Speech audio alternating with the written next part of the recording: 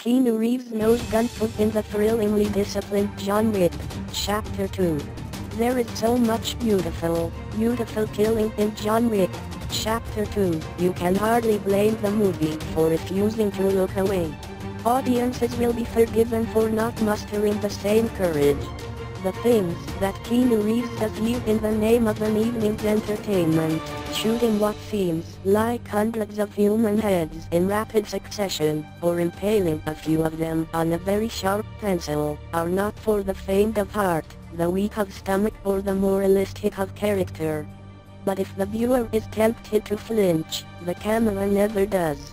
At a time when too many constrained genre directors either avoid the sight of blood or muffle the moment of impact, Chad Stahelski, a veteran stuntman who also directed the first John Wick, films action scenes in much the same way Stanley Donen filmed dance sequences, in long, meticulously choreographed shots that allow us to savor the poetry of the human body in motion. This isn't the only way to direct effective action. In his Bourne films, Paul Greengrass has pioneered a near abstract, hyperkinetic style that many imitate but few comprehend.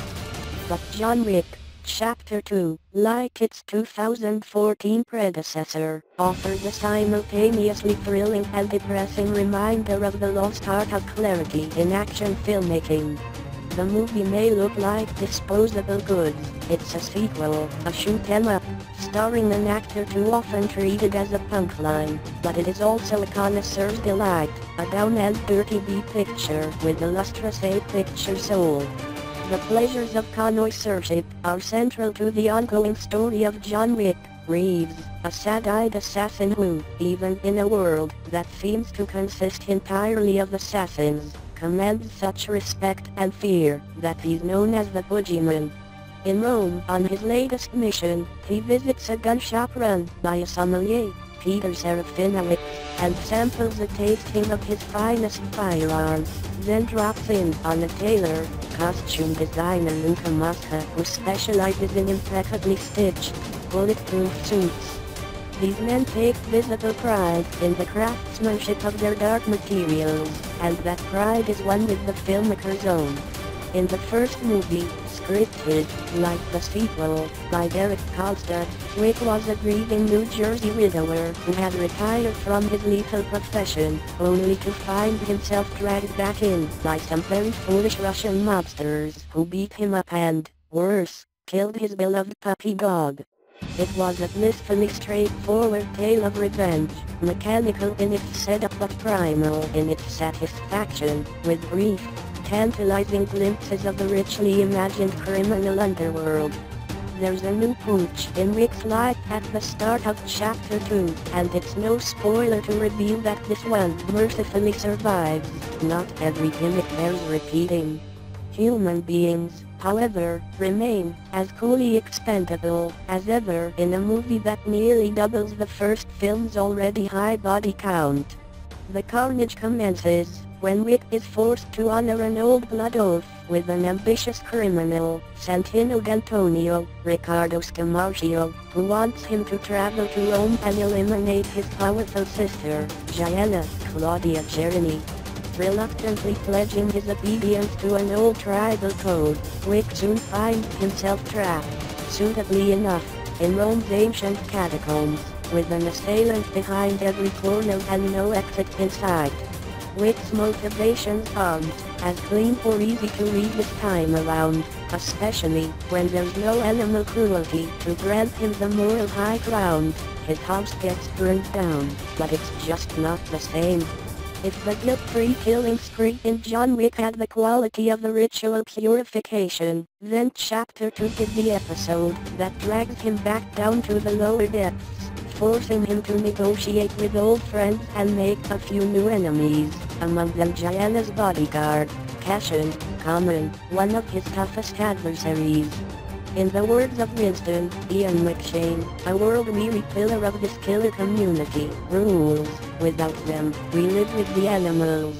And even more than the first film, John Wick Chapter 2 reveals itself as a movie obsessed with rules of every kind. which are vital to maintaining some semblance of law and order in a knowingly lawless world. Rules are what enable contract killers to enjoy the pleasures of Winston's sleek, gorgeous, assassins-only luxury hotel, the Continental, where business of any kind is strictly forbidden. And of course, it is Stahelski's strict adherence to the rules of combat, which is to say, his rigorous sense of cinematic discipline, that gives John Wick Chapter 2 its thrilling integrity.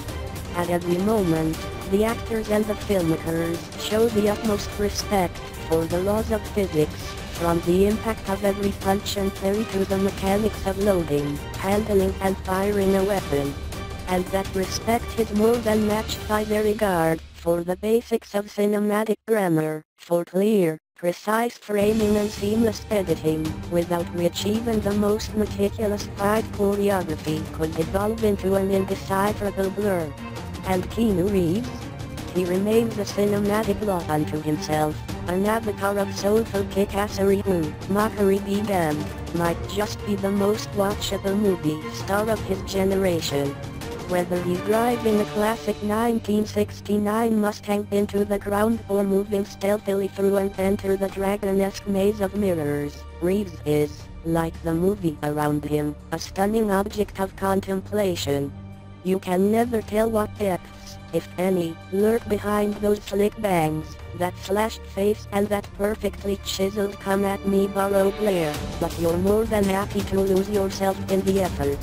It's the sheer force of Reeves' persona, his ability to exude gravitas and goofiness in the same moment, that seems to motivate some of the movie's weirder flourishes, such as the occasional giant, colorful dialogue subtitles.